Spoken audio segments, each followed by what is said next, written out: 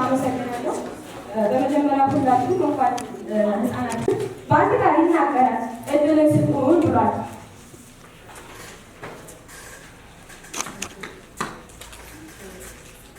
መጽሐፍ ከእጃችን አይለይ፣ እርሳስ ከጣታችን አይለየን። ትምህርት በመንገድ ቀጥሎ ወደ ግጥሜ እሄዳለሁ ማለት ነው። የግጥሜ ርዕስ ይከበር መብታቸው ይሰኛል። የአፍሪካ ልጆች የነገ ተስፋ መብራት፣ የሀገር ብርሃን፣ የህዝብ ኩራት። በፈገግታቸው ፍቅር ይታያል፣ በትጋታቸው ድል ይመጣል። በትምህርት ያድጋሉ፣ እውቀትን ይሰበስባሉ። የሀገራቸው አፍሪካን ነገን ያበራሉ። ልጆች ናቸው የተስፋ አበቦች፣ የወደፊት መሪዎች፣ የነገ ገድሎች። በእነርሱ እጅ አፍሪካ ትበለጽጋለች፣ በእነርሱ ልብ ፍቅር ትኖራለች። የአፍሪካ ህፃናት ድምፃቸው ይሰማ፣ ከተራራው ጫፍ እስከ ሰፊው ማማ። ከወንዞች ዳር እስከ ዳር ድረስ የተስፋ ዜማቸው ለዓለም ይድረስ። እኛ የነገ መሪዎች ነን፣ የዛሬም ተማሪዎች ነን። በትምህርት የምንበራ የምንጠነክር፣ በእውቀት ጎልብተን የምንመራመር። በጨለማ ውስጥ ብርሃንን እንሻለን፣ በችግር ውስጥ ተስፋን እንዘምራለን። በፍቅር ልብ እንድናድግ እንመኛለን፣ በሰላም መንገድ መሄድን እንፈልጋለን። ድምፃችን የሀዘን፣ በችግር ውስጥ ጥንካሬን እናገኛለን። በፈተና ውስጥ ትዕግስትን እንማራለን። የአፍሪካ ልጅ ማለት ተስፋ ማለት ነው። የአፍሪካ ልጅ ማለት ፍቅር ማለት ነው።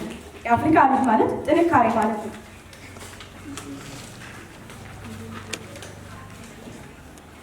በባርነት ዘመን የኖሩ በባርነት በጭቆና የኖሩት ዘመን ደግሞ ለ35ኛ ጊዜ የሚከበረውን በዓል በሰላም እንኳን አደረሳችሁ ማለት ፈልጋለሁ።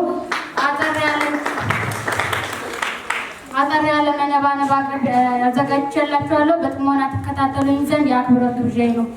ንጹህ አካባቢና ንጽህና ለልጆች። የግል ንጽህና ሰዎች ራሳቸውን ለመጠበቅ እና የተለያዩ ጀርማዎች ከሆኑ ነገሮች ራሳቸውን ለመጠበቅ የሚያደርጉት ነው። የግል ንጽህና ካለመጠበቅ የተነሳ የተለያዩ የልብስ ተባዮች፣ ሀተት፣ የአይን ህመም፣ ተቅማጥ፣ ለተለያዩ በሽታዎች እንጋለጣለን። ህፃናት በበሽታ መቋቋም አቅም ደካማ ስለሆነ መጠንቀቅ ያስፈልጋል። ለምሳሌ ያህል ለልጆች ምግብ ስናዘጋጅ፣ ምግብ ስናስመግብ፣ እንዲሁም ጡት ከማጥባት በፊትና ምግብ ካጸዳዳናቸው በኋላ በደንብ በውሃና ሳሙና መታጠብ ያስፈልጋል። ሳሙና እንኳ ባናገኝ በተፈጥሮ የምናገኘውን እንዶድ በመጠቀም ልብሳቸውን ማጠብ ያስፈልጋል። የግል ንጽህና ካለመጠበቅ የተነሳ ልጆች ከትምህርት ገበታቸው ሊስተጓጎሉ፣ የጤና እክል ያጋጥማቸው፣ እንዲሁም ትምህርት የመማር ፍላጎትን መቀነስና የመሳሰሉት ያጋጥማቸዋል። ስለዚህ ሰዎች በሳምንት 3 ጊዜ ፊታቸውን ከምኝታ እንደተነሱና ያለበለዚያ ግን ለዝንቦች ቆሻሻ ማራገቢያ እንሆናለን። ህፃናት ቀን ዋና ዓላማው የህፃናት መብት ይጠበቅ ማለት ነው። በ1976 ዓመት ብለን በደቡብ አፍሪካ በስፔን ከተማ በአውሮፓን ከተማ ስርዓት የተከናወነ ነው። የህፃናት ደህንነት ዋና ግዴታ ወይም መብት የለውም። ሁሉም ህፃናት የህፃናት ቀንን ማክበር አለበት። የህፃናት ቀን የሚባሉት አንድ ህፃን 1ኛ እስከ 12ኛ ዓመት ባለው እድሜ ነው። የህፃናት ተሳትፎ ማድረግ ብዙ አይነት ጥቅም አለው። አንደኛው ጥቅም ህፃናት የመሸማቀቅ፣ የማፈር ወዘተ ነገሮችን ይተዋሉ።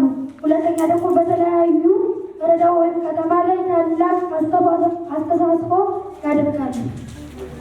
አሁን አውጀ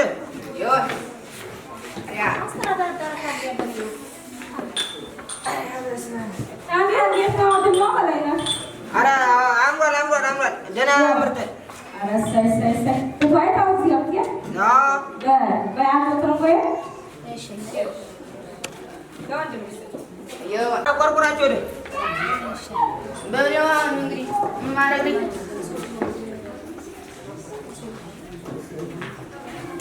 የምበዛችን በላንተ አጣና ሁለተኛው ታንኪሎት ወዲያ አንተ ደግሞ አሁን በዛች ትክክር አለብኝ ደርሼ ልምጣ ታካለሎ ሰራኛ አፍሪካ ወይ ሰራ ነበርኛ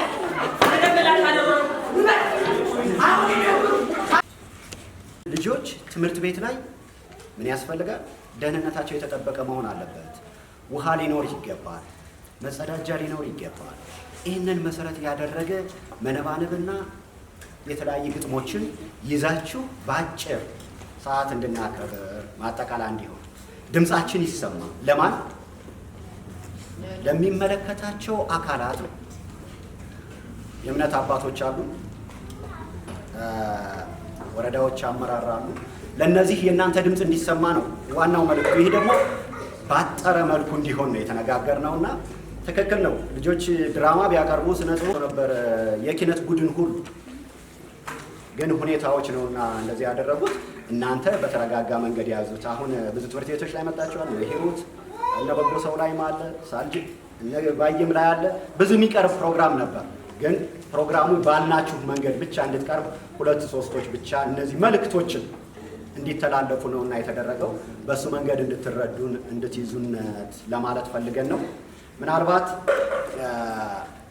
ቢጠቃለልም ከይቅርታ ጋር ግን የእምነት አባቶች ለልጆች የሚያስተላልፉት ካለ አንድ መልእክት ልጆች ምንድን ናቸው በሚለው እጠር ባለች ሰዓት አዳራሹ ተፈልጎ ነው 1 ደቂቃ ላይ ባጠረ በየትምህርት ቤታችን በየቤተ ክርስቲያናችን ህፃናትን የትኛውን መንገድ ዲሲፕሊን ሆነው ይሄንን መሰረት ብዙ ነገሮች አሉ። ከጠለፋ ካለድሜ ጋብቻ ከቅድሙ ድራማ እንኳን ብነሳ ማለት ነው እናቲቱ አባትየው ወንድምየው ምን ያህል ነው ይሄ አይነት ግንዛቤ ሊሰፋ ይገባል ነው ሊሰፋ ይገባል።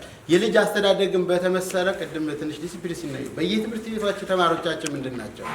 ህፃናትንስ ለምንድን ነው የምናስተምራቸው? ለምንድን ነው የምንጠራቸው? ለምንድን ነው መብታቸው የሚጠበቅ? የመማር የመናገር ትምህርት ቤት ሁሉ ነገር የማሟላት ጭምርት እንዲሆንላቸው መልእክቴን አስተላልፋለሁ። በዚህ ብቻ አይደለም እኔም እናንተም በያላንበት የህፃናት እንክብካቤ ሊቀጥል መቻል አለበት። ለምሳሌ ላንሳ፣ በየሰፈራችን አንዳንድ ህፃናት ዲሲፕሊን ያልሆናሉ። በዚህ እድሜያቸው ቤንዚን የሚያጨሱ እሱን አልፈን የምንሄድ ሰዎች አሉ። እኔ አንድ ታሪክ ልንገራቸው። አንድ ህፃን ሰቀልተ ክፍል ቢራ ስጠጣ አገኘሁት በ7 ዓመት። አሁን በቅርብ ጊዜ አንተ እባክህ ብሎኝ ሄደ። ከማን ካለምነዋዎች ቤት ግን የ6 ዓመት ህፃን ያን ያስተማርነው እኔና የኔ ጓደኞች አብረው ሞቲቬት የሚያደርጉታል። እሱን እንቃወም፣ እሱን እናስተምር፣ እሱን ህፃናት ላይ መስራት ያለብን ነገር እንስራ። ህፃናት በዚህ እድሜያቸው ህፃናትና ወረቀት አንድ ናቸዋል።